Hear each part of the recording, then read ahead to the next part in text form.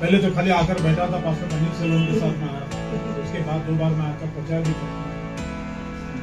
आप लोगों का विश्वास देखकर सचमुच हमारा विश्वास नहीं है। आप लोग जितना विश्वास दिखाते हो वो सचमुच एक अद्भुत बात है। और सच्ची बात तो यह है कि हमारा परमेश्वर एक अद्भुत परमेश्वर है। वो आपको और मुझे कभी खाली नहीं छोड़ता, निराश नहीं छोड़ता।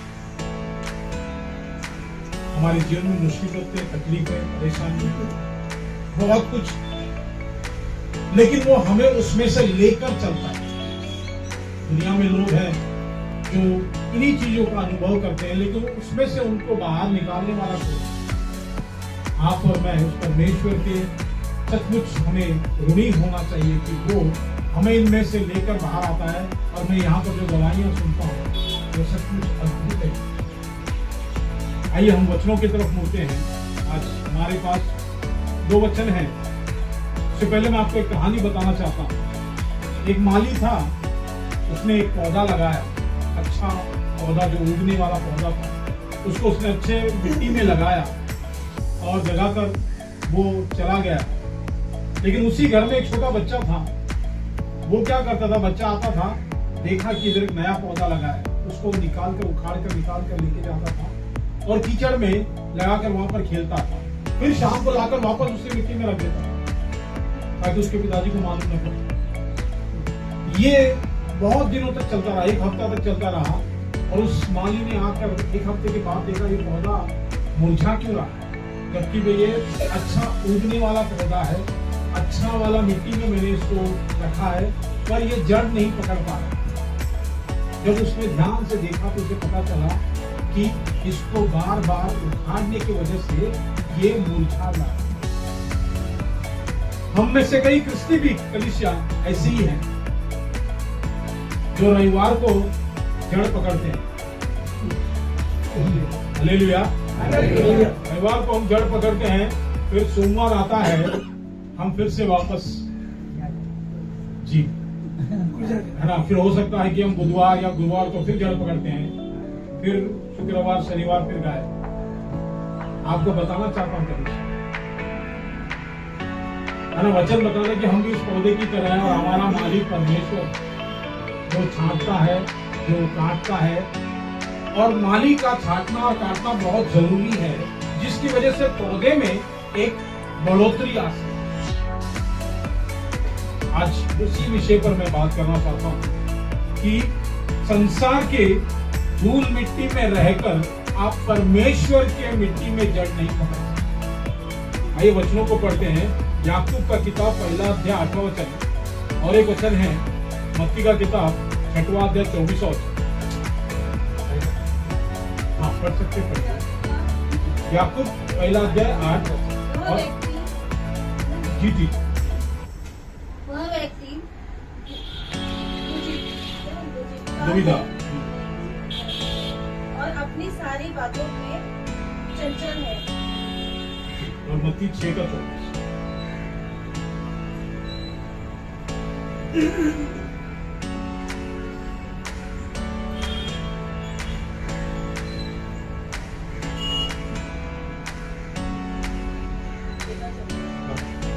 कोई मनुष्य 2 स्वामियों की सेवा नहीं कर सकता, क्योंकि वह एक से बैर और दूसरे से प्रेम रखेगा, वह एक से मिला रहेगा और दूसरे को तुच्छ जानेगा। तुम परमेश्वर और धन दोनों की सेवा नहीं कर सकते। मेरे परमेश्वर स्तुति करता हूँ, धन्यवाद देता हूँ परमेश्वर आज इस शाम के समय के लिए प्रभु जी धन्यवाद करता हूँ।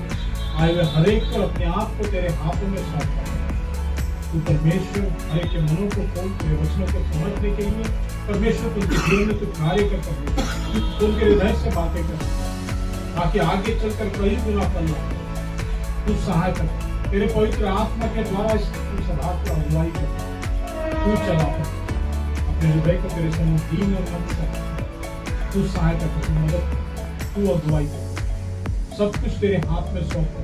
सारी प्रार्थना प्रभु यीशु मसीह के नाम से मांगता हूं मेरे आमीन। आज का जो विषय मैंने कहा था कि हम धूल मिट्टी में रहकर परमेश्वर के मिट्टी में जड़ नहीं पकड़ सकते। इस याकूब की किताब में लिखा है, हमने अभी पढ़ा कि जो दुविधा में पड़ा हुआ होता है वो मनुष्य अपनी सारी चालों में चंचल होता है। और आगे मत्ती की किताब भी कहता है कि कोई मनुष्य दो स्वामियों की सेवा नहीं कर सकता, क्योंकि वो एक के साथ बैर और दूसरे के साथ जो है लगाव दिखाता। मनुष्य पैसा और परमेश्वर दोनों की सेवा नहीं कर सकता। परमेश्वर की चाहत है कि हम सब कुछ आगे बढ़े। वो नहीं चाहता कि आप और मैं जिस परिस्थिति में, जिस हाल में है, उस हाल में रह जाए। परमेश्वर की इच्छा यही है कि हम आगे बढ़ते ही जाए। और फिर परमेश्वर केवल कलीसिया ही जाए नहीं चाहता कि हम सिर्फ कलीसिया जाए, केवल भजन गाए, या फिर बल्कि उसमें आपको मुझे जो है जड़ पकड़कर स्थिर होना बहुत जरूरी है। मैं कई लोगों को जानता हूं, सालों साल कलीसिया आते हैं, वो बैठकर क्या कहते हैं, कुर्सी गर्म करके चले जाते। वो पहले भी आए बैठे, आज भी वैसे ही बैठे, कोई बढ़ोतरी नहीं। उनका विश्वास वही है, पास्टर आप आओ हमारे प्रार्थना करो, है ना, पास्टर आप करोगे तो हो जाए। कितने सालों से हम सुन रहे हैं, यीशु कहता है कि हमारे अंदर विश्वास सिर्फ और सिर्फ एक राई के दाने के बराबर होना चाहिए। राई का दाना जो सबसे छोटा बीज है। लेकिन कई क्रिश्चियन, जैसे मैंने कहा कि वे लोग आगे बढ़ना ही नहीं चाहते। अगर आप केवल सिर्फ विश्वास कर लोगे तो आप परमेश्वर की महिमा को देख पाओगे ना। परमेश्वर जो चाहता है आपके मेरे जीवन में आशीष देना चाहता है, वो हम पे, हमारे जीवन में वो सुखों की बारिश करना चाहता है। उसने कभी कुछ भी रोका नहीं किया। शुरुआत से लेकर अंत तक अगर आप बाइबल को पढ़ोगे तो आपको देखिएगा कि परमेश्वर ने हमेशा अपने आशीष दी, उसने रोका ही नहीं। वो तो हमारी लालच, हमारा जो अंदर की जो इच्छाएं हैं, अभिलाषाएं हैं, इसकी वजह से हम यहाँ वहां भटक जाते हैं। और इसी वजह से जो परमेश्वर ने हमारे जीवन के लिए तय किया था, जो सोचा था, वो होता नहीं है। तो आइए सबसे पहली बात देखते हैं, जड़ के लिए अलग होना, अलगाव होना बहुत आवश्यक होता है। यानी कि एक क्रिस्ती, आप और मैं जो अपने आप को परमेश्वर के पीछे चलने वाले क्रिस्ती कहते हैं, तो हमें दुनिया से अलग रहना पड़ेगा। उसके बिना आप और मैं उस मसीह में जड़ पकड़ नहीं सकते। भजन संगीता का पहला अध्याय 1 से 3 को पढ़ोगे तो, है ना, धन्य वो पुरुष दुष्टों की युक्ति पर नहीं चलता, है ना, वह जल की धाराओं के पास लगाए हुए वृक्ष के समान है ना, जो कभी उसका पत्ते कभी पीले नहीं पड़ेंगे, कच्चे होकर गिरेंगे नहीं, वचन कहता है ना। यानी कि आपको मुझे इस परमेश्वर के राज्य में जड़ पकड़ने के लिए इस परमेश्वर के कार्य में आना बहुत जरूरी है। मैं जानता हूं कि सीधे 180 डिग्री हम उल्टा घूम नहीं सकते, है ना, थोड़ा थोड़ा करके हमें, लेकिन परमेश्वर की तरफ आना बहुत जरूरी है। आज जितने लोग पहली बार आए हुए हैं, ये बात समझ लीजिए कभी, आप लोगों ने दुनिया को और दुनिया के लोगों को इतना मौका दिया है, क्यों नहीं हम परमेश्वर को एक मौका देते हैं। समस्या यही है क्रिस्ती कि हम परमेश्वर को सबसे आखिरी मौका देते हैं, है ना। डॉक्टर के आखिर में क्या बोलता है, आप परमेश्वर के हाथ में, ऊपर वाले के हाथ में, है ना। लेकिन समस्या वही है, वही मैं बता रहा हूँ, हमें सबसे पहले दौड़कर परमेश्वर के पास। कई लोग पूछते हैं कि अरे परमेश्वर परमेश्वर आप बोलते हो, लेकिन हम लोग क्या करें, क्या बोले। मैंने उनको बताया है कि जिस तरह से अपने माँ बाप के पास जाकर आप बोलते कि मुझे चॉकलेट चाहिए, ये चाहिए, वो चाहिए, ये लेना, वो लेना, बिल्कुल वैसे ही परमेश्वर के पास भी आपको बोलना है ना। परमेश्वर हमारा एक स्वर्गीय पिता है, वचन कहता है कि वो हमारे मांगने से पहले देना जानता है। हालेलुया। वो हमारे मांगने से पहले देना जानता है, लेकिन हम नहीं पुकार रहे, हम पुकार नहीं रहेंगे।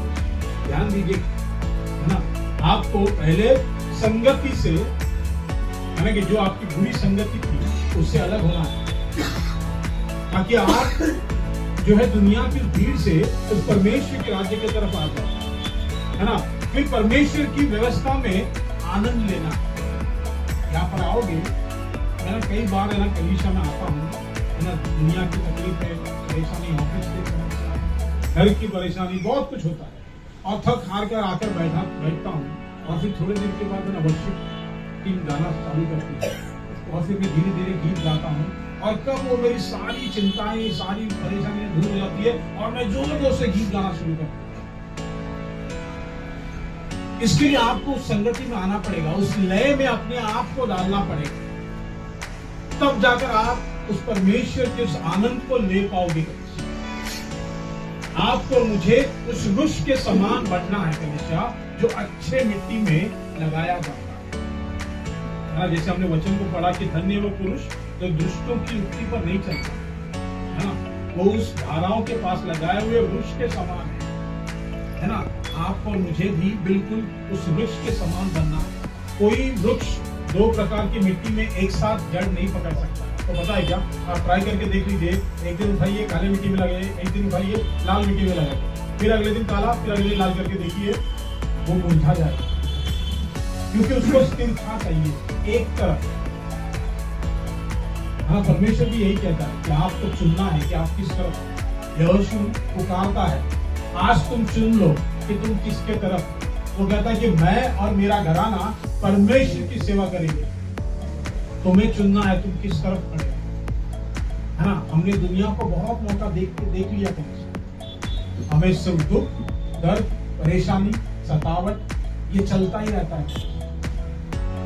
लेकिन जब आप परमेश्वर के पीछे आते हो, जब मसीह के पीछे चलते हो, तो परमेश्वर आपको उसमें से लेकर चलता है। वो ये नहीं कहता कि आपके जीवन में कोई तकलीफ नहीं है, वो आपको ये तो नहीं कहता कि आप मेरे पास आए हो, आप गारंटी लिख के देता हूँ, इसके बाद आपको जीवन में कोई बीमारी नहीं, कोई तकलीफ नहीं। परमेश्वर कहता है कि ये सब कुछ आएगा, लेकिन मैं उसमें से तुमको लेकर चलूंगा। आमीन। परमेश्वर कहता है कि मैं तुमको उसमें से लेकर चलूंगा। दूसरे कुरिन्थियों का किताब 6वां अध्याय का 17वां वचन बताता है, इस कारण उनके बीच से निकल आओ और अलग रहो, प्रभु कहता है ना। पौलुस यहाँ पर कुरिन्थियों को कहता है, वो किनको कह रहा है, वो उन लोगों के साथ रहने से मना कर रहा है जो परमेश्वर के राज्य के विरोध में काम कर रहे हैं। आज आपको मुझे भी इस बात को समझना बहुत जरूरी है।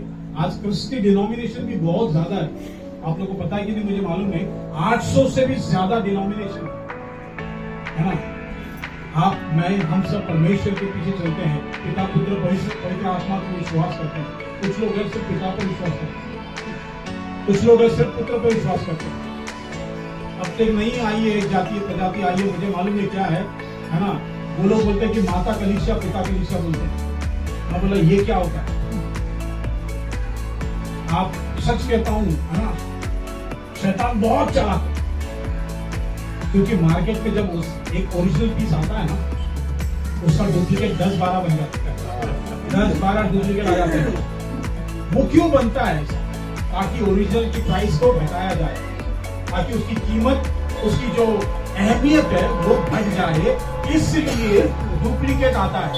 शैतान भी वही करता है कलीसिया, वो आपको मुझे परमेश्वर के रास्ते से भटकाने के लिए, उस सकड़े रास्ते से भटकाने के लिए हमको बताता है कि सब रास्ता गौर की तरफ जाता है। आप ऐसा भी कर सकते हो, इससे भी परमेश्वर खुश हो जाएगा। आपको वहां जाने की जरूरत नहीं, उपवास रखने की जरूरत नहीं, आपको परमेश्वर के लिए जीने की जरूरत नहीं, ये सब कर सकते हो और फिर भी सब कुछ ठीक हो जाएगा। ये बिल्कुल वही है कि आप जिस पेड़ को अच्छी मिट्टी में रखकर पानी उसके साथ खाद डालने की जरूरत है, वहां पर कुछ नहीं कर रहे हो, उसको सूरज में रख देके आ जाता है। आज आप और मैं इस बात को समझे ना, और साफ कहता है कि इस कारण उनके बीच से निकल आओ और अलग हो जाओ, ये प्रभु कहता है। अलगाई का अर्थ अलग अलग होना नहीं, बल्कि समर्पित होना है ना। जब हम अलग होने की बात करते हैं तो इसका मतलब है आप और मैं उस परमेश्वर के प्रति, उस झुंड के प्रति जो परमेश्वर के लिए जी रहे हैं, उनके समर्पित होते हैं, है ना। आज आपके पास कर रहे हैं तो आप उनके प्रति समर्पित होना चाहिए, क्योंकि वो आपके अगुआ है ना। आपको पता नहीं होगा, लेकिन सबसे ज्यादा चोट अगुआ को लगती है, क्योंकि शैतान क्या करता है है ना, लोगों को अलग करने को उसको ज्यादा टाइम लगेगा, तो वो क्या करता है, सीधे अगवा, है ना, जो चरवा होता है उस पर अटैक करता है, क्योंकि उसको अगर गिरा दिया जाए तो कितनी भी बड़ी झुंड हो वो सब बिखर जाए। इसीलिए आपको अपने पास्टर के साथ, आपके पासवान के साथ, है ना, कंधे से कंधा मिलाकर विश्वास के साथ चलने की जरूरत है। हाँ, वो जो कह रहे हैं वो सचमुच मायने रखता है ना। मैंने जब ये पहली बार देखा, सुना, तो मैं दंग रह गया कि परमेश्वर के लिए लोग ऐसे भी जीते हैं क्या? परमेश्वर ने जो कार्य करता है वो यहाँ पर भी करता है, सोचकर मैं हैरान रह गया। मैं जाकर लोगों को सचमुच आप लोग की बातें बताता हूँ कि परमेश्वर किस तरह से काम कर रहा है ना। तुम तो देखकर विश्वास भी नहीं कर पा रहे हो, वो तो बिना देख के विश्वास करते हैं। हालेलुया, है ना, क्योंकि यह विश्वास सबसे बड़ा विश्वास है। कलीसिया, आपको मुझे इस बात को समझने की जरूरत है ना। दो मन वाले जीवन वृक्ष रोक देता है ना। जब दो मन वाले होते हैं जीवन का वृक्ष को वो रोक देता है। क्यों? क्योंकि याकूब 4:4 बताता है, जो संसार का मित्र बनना चाहता है वो परमेश्वर का बैरी बनता है। हाँ, लोगों को जैसे मैंने शुरुआत में कहा कि हम संडे क्रिस्टी बन जाते हैं, हो सकता है कि वेडनेसडे क्रिस्टी बनते हैं, थर्सडे क्रिस्टी बनते हैं, बाकी का दिनों का हम सोचते हैं कि लोग नहीं देख रहा, ये नहीं देख रहा, वो नहीं देख रहा, लेकिन मैं आपको बताना चाहता हूँ कि परमेश्वर देख रहा है। जैसे पास्टर ने कहा कि हमको सबको टाइम पर आना चाहिए, बिल्कुल टाइम पर आना चाहिए। क्यों पता है क्या? आप और मैं टाइम पर आए ना आए, यीशु मसीह टाइम पर है। हालेलुया, यीशु मसीह टाइम पर आता है, उसको मालूम है यहाँ पर सर्विस है। आपको विश्वास के साथ आना है कि मैं पास्टर को मिलने को नहीं, मैं यीशु को मिलने को आ रहा हूँ। किसको मिलने आ रहा हूँ? यीशु को मिलने को आ रहा हूँ, क्योंकि वही है जो आपका उद्धार करता है, आपको मुझे लेकर चलने वाला, आपके मेरे जीवन में अद्भुत कार्य करने वाला परमेश्वर यीशु मसीह। वही आपके और मेरे जीवन की इस सारे परेशानियों में से आपको मुझे छुड़ाता है ना। जब हम दोनों को संतुलित करने की बात होती है, यहाँ पर जो वचन कहता है, जब हम दोनों चीजों को यानी कि संसार को और परमेश्वर के राज्य को एक साथ, है ना, संतुलित करने की कोशिश करते हैं, तो इस आत्मिक रूप से हम कमजोर हो जाते हैं। क्योंकि परमेश्वर, है ना, किसी के साथ बंटने वाला नहीं। इस बात को समझ नहीं देते। लोग बोलते हैं हाँ हमारे पास इतने सारा भगवान है, उसमें यीशु मसीह भी है। नहीं, यीशु कहता है कि मार्ग, सत्य और जीवन मैं ही हूँ, सिवाय मेरे कोई मेरे पिता तक नहीं जा सकता। तो ये अलगाव है, ये वो अलग चीज है जो बाकी सब चीजों से अलग है ना। इस दुनिया में बहुत लोग आए, बड़े बड़े काम किए, मैंने कहता बहुत कुछ किया, लेकिन आपके पापों के लिए, मेरे पापों के लिए मरने वाला एक ही है ना, यीशु मसीह, जिसने आपके लिए, मेरे लिए उस क्रूस पर साहब वचन कहता है कि दुनिया का सारा पाप उसके ऊपर डाल दिया गया, जिसने कभी पाप को जाना ही नहीं। वचन कहता है जिसने कभी पाप को जाना ही नहीं, उसके ऊपर पूरी दुनिया का पाप, यानी कि, है ना, भूतकाल का पाप, वर्तमान का पाप और आने वाला भविष्य काल का पाप भी उस पर डाल दिया। लोग बोलते हैं यीशु तो 2000 साल पहले मरा, उसका तो खत्म हो गया। नहीं, वो तीनों काल के लिए मरा, उसने हम सबको छुटकारा दिया। इसीलिए यहाँ पर वचन कहता है कि, है ना, संसार के मित्र बनना चाहता है तो परमेश्वर के हम बैरी बनते हैं। इसीलिए अगर हम विभाजित मन से उत्पन्न होता है तो हमारे जीवन में गड़बड़ है। क्यों? अस्थिर प्रार्थना हमारा जीवन बन जाए, फिर हम कमजोर विश्वासी बन जाते हैं, फिर हम धीरे धीरे हमारा आत्मिक फल नजर नहीं आता, और अब हम एक समझौता करने वाले क्रिस्ती बनते हैं। इसीलिए आपको मुझे दो मन वाले जीवन की वृद्धि को रोक देना चाहिए, क्योंकि ये चीजें आपको मुझे उस परमेश्वर के राज्य से पीछे कर देगी।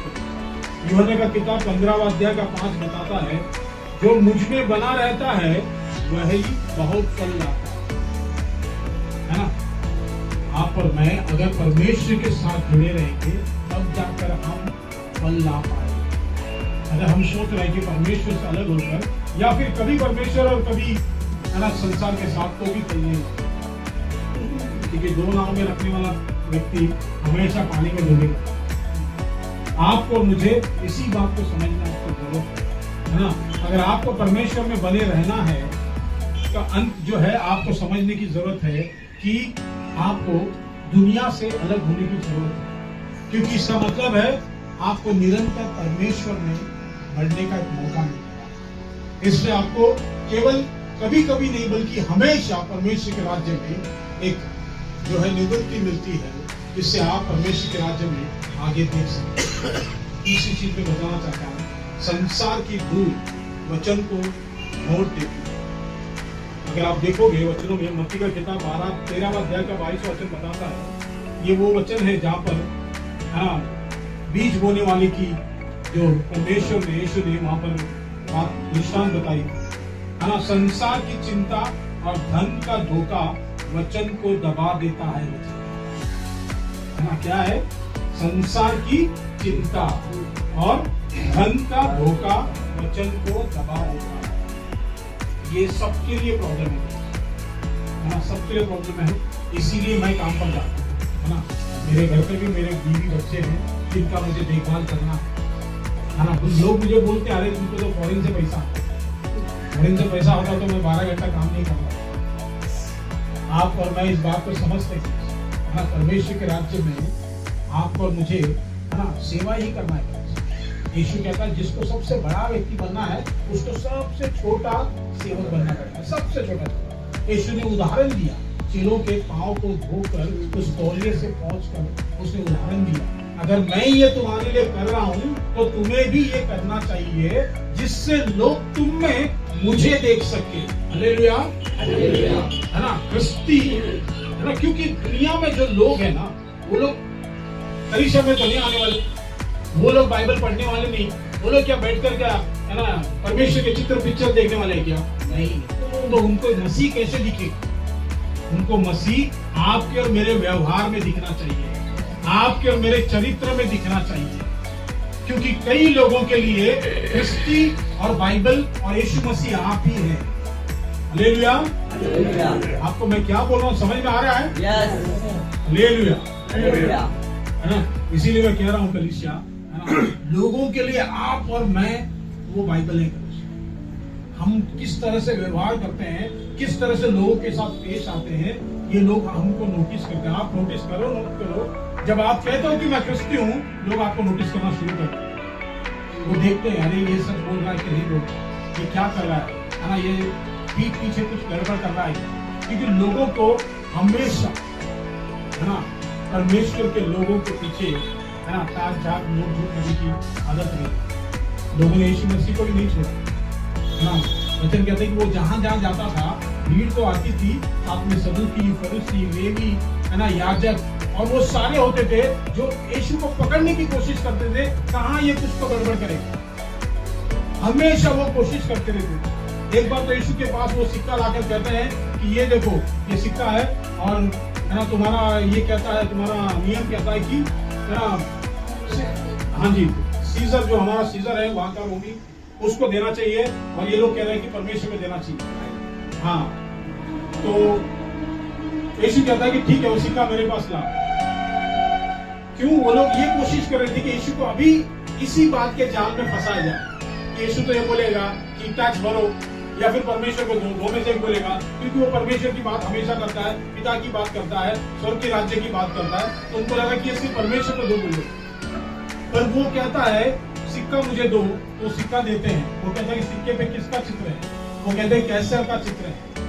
तो परमेश्वर यीशु कहता है जो कैसर का है उसे कैसर को दो, और जो परमेश्वर का है उसे परमेश्वर को दो। हालेलुया, हाँ, जो कैसर का है वो कैसर को दो, जो परमेश्वर का है वो परमेश्वर को दो।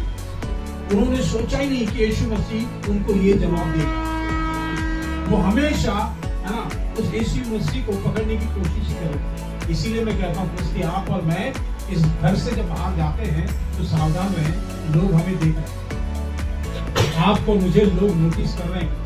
क्यों? क्योंकि हम उनको लगता है कि ये हमारे विरोध में, उनको हमेशा ये लगता है। क्यों? क्योंकि हम यीशु के पीछे चलने की बात कर रहे हैं, क्योंकि हम यीशु के पीछे है ना जीवन बिताने की बात कर रहे हैं। यहाँ पर वो गड़बड़ आती है ना। वचन जब बोया जाता है तो संसार की चिंताओं से उस वचन को घोट दिया जाएगा। इसीलिए अगर आप है ना चिंताओं पर ध्यान दोगे, समस्याओं पर ध्यान दोगे, तो वो बहुत बड़ा दिखाई देगा। क्योंकि हमारा नजर वैसा ही है, हम एक टाइम पे एक ही चीज पर फोकस कर सकते हैं, हम मल्टीपल चीज पे फोकस नहीं कर सकते। तो हम चिंताओं को, समस्याओं को, परेशानी पे ध्यान देंगे तो वो बड़ा दिखता है और परमेश्वर छोटा दिखता है। लेकिन अगर हमारा ध्यान परमेश्वर की तरफ रहेगा तो फिर हमारा सामने विरोधी गोलियत की तरफ बड़ा भी क्यों ना हो, उसके लिए एक छोटा सा पत्थर काफी है। क्यों? दाऊद का विश्वास, उसके हाथ में जो पत्थर था वो नहीं था, उसको मालूम था मेरा परमेश्वर कितना महान है। वो कहता है कि तू होता कौन है जो मेरे परमेश्वर को श्राप दे रहा, गाली दे रहा है ना। वो कहता है कि तू तीर और भाले से मेरे विरोध में आ रहा है, लेकिन मैं उस परमेश्वर के नाम से आता हूं, है ना। परमेश्वर का नाम ही काफी है आपके लिए, मेरे लिए, है ना। इस परमेश्वर का नाम ही काफी है। संसार की इस धूल वचन को घोट देती है। आपको मुझे इस संसार की धूल के साथ नहीं जुड़ना है, क्योंकि संसार में बहुत कुछ है ना। मनोरंजन के लिए आपके और मेरे जीवन के लिए बहुत कुछ है, लेकिन ये थोड़े पल का नहीं है। लोग सोचते हैं कि मेरे पास पैसा आ जाएगा, मेरे पास धन, शोहरत, वो ये मिल जाएगा तो सब ठीक हो जाएगा। अगर ऐसा होता तो अमीर लोग सेलिब्रिटी खुदकुशी क्यों कर रहे हैं? सोच के देखिए, अखबार में आप पढ़ते होंगे, न्यूज तो सुनते होंगे कि इस अमीर व्यक्ति ने खुदकुशी कर ली, उस सेलिब्रिटी ने खुदकुशी कर ली। उनके पास पैसा, शोहरत, इन के अनुसार चलना चाहिए। वो कहता है कि मैं बचपन से करता हूँ। अब यीशु सीधे मुद्दे की बात करता है। यीशु गोल गोल नहीं घुमा, लोगों को बड़ी गोल गोल घूमने की आदत है। यीशु सीधे मुद्दे की बात करता है।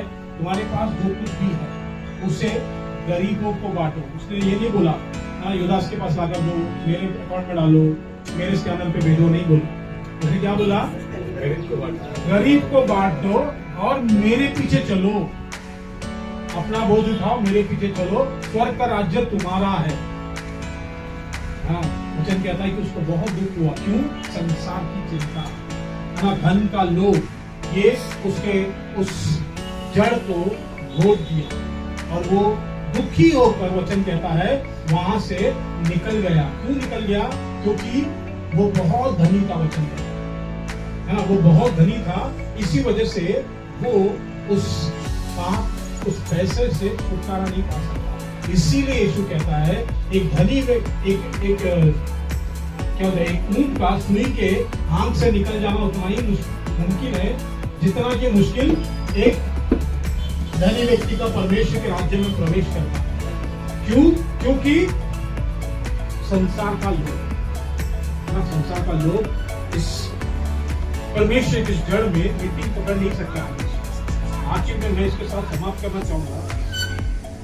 परमेश्वर की गहरी जड़ें, परमेश्वर आपसे और मुझसे ना गहरी जड़ें चाहता है, यानी कि वो चाहता है कि आप और मैं उसके साथ एकदम नजदीकी रिश्ता रखें, हाँ, एकदम इकट्ठा होकर। इसीलिए कुलुस्से की किताब 2 अध्याय 6 और 7 कहता है, जिस प्रकार तुमने मसीह यीशु को ग्रहण किया है उसी में चलते रहो और उसी में जड़ पकड़ते और आगे बढ़ते जाओ। है ना, वो साफ कहता है कि परमेश्वर की चाहत क्या है? परमेश्वर की चाहत यही है कि आप और मैं परमेश्वर के साथ रोज बात करते हैं, है ना, गहरी बातें हो, है ना, यानी कि आपका और मेरा प्रार्थना जीवन गहरा होना चाहिए। इसके लिए आपको और कुछ करने की जरूरत है। इसके लिए आपको अपना जो मनोबल है उसको मजबूत करने की जरूरत है। क्यों? शैतान डगमगाने के लिए बहुत आता है, कोशिश करता है, यहाँ वहां फंसाने के लिए बहुत कोशिश करता है। वो बराबर आपकी और मेरी कमजोरी को जानता है, हमारी कमजोरी को वो जानता है और उस कमजोरी को हमारे सामने लाकर खड़ा करता है, और इसी वजह से कई कृष्टी फंस जाते हैं। इसीलिए आपको कहता हूं कि आपको मुझे अपनी जड़ों को परमेश्वर के और करीब ले जाना, यानी कि उस परमेश्वर की मिट्टी में हमें रहना है, उसी में स्थिर रहना है, बल्कि उसमें से बाहर नहीं आना है। निरंतर आपको मुझे आज्ञा पालन करना है ना। सिर्फ परमेश्वर के वचन के पालन नहीं, इस कलीसिया में बहुत कुछ होता है, उसके साथ आप चलते रहिए। आपके पास जो बोल रहे हैं उसे कीजिए है ना। लोगों तक सुसमाचार बताना आपका काम है। आप परमेश्वर के एम्बेसडर। आप इस बात को समझ लीजिए। क्यों? परमेश्वर उतर कर आकर लोगों के कानों में नहीं बोलने वाला, वो आपको मुझे इस्तेमाल कर रहा है। जाओ लोगों को सुसमाचार बताओ, दुनिया के छोर तक जाओ, सुसमाचार प्रचार करो और उनको पिता पुत्र पवित्र आत्मा के नाम से बपतिस्मा दो, है ना। कुछ नहीं कर सकते तो लोगों को बताओ, ये देखो ये कलीसिया है, मैं यहाँ पर जाता हूँ, मेरा जीवन बदला है, तुम्हारा जीवन बदल सकता है ना। लोग एडवर्टाइज में देखते हैं हीरो क्या क्या झूठ बोलता है, उसको देखकर चीजें खरीदते हैं, लेकिन जब हम अपनी खुद की कहानी बताएंगे तो लोग आएंगे ही आएंगे, है ना। लोगों को एडवर्टाइज नहीं चाहिए, लोगों को आपकी अपनी पर्सनल टेस्टिमनी, आपकी अपनी गवाही चाहिए। आज लोग वही पूछते हैं तुम्हारे साथ ऐसा हुआ था क्या? तो आपको मुझे इसी बात की समझ रखने की बहुत जरूरत है ना। आपको मुझे निरंतर आज्ञाकारिता बनना, हमें आत्मिक फल लाना है ना। आत्मिक फल लाने के लिए आपको परमेश्वर के साथ गहरा होना पड़ेगा। आप और मैं है ना, गहरी जड़ें अपने आप नहीं बना सकते।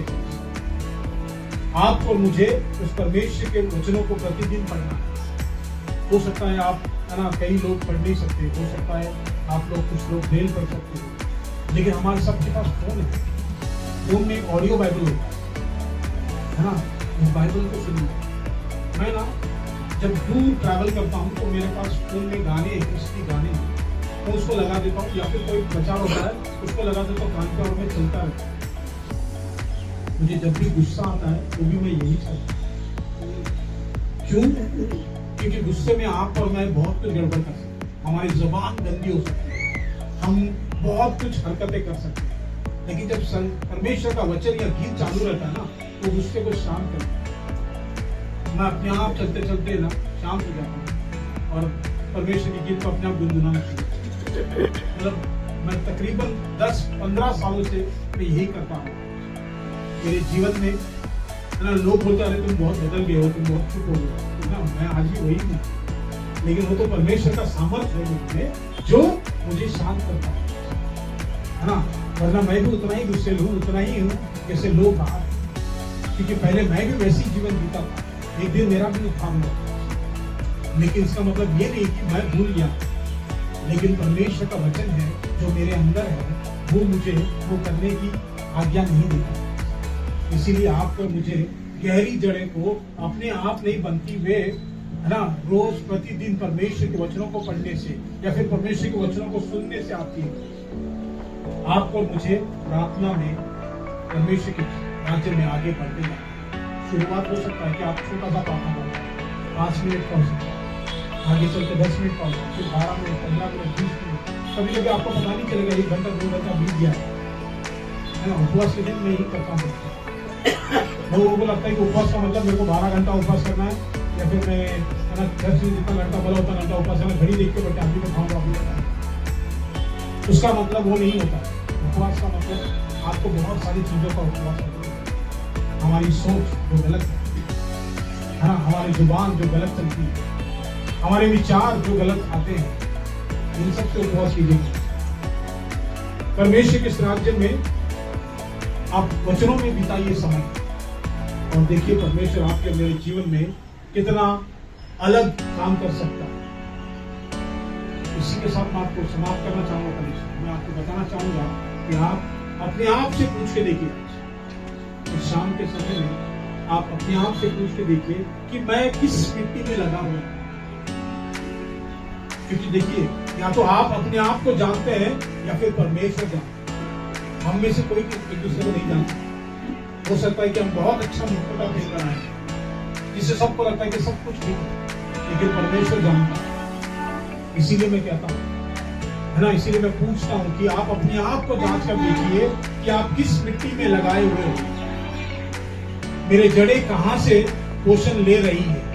क्या वो संसार से पोषण ले रही है या फिर परमेश्वर के राज्य से पोषण ले रही है? क्या मैं स्थिर हूं या केवल आ जा कल आज इधर कल उधर, आज इधर कल उधर?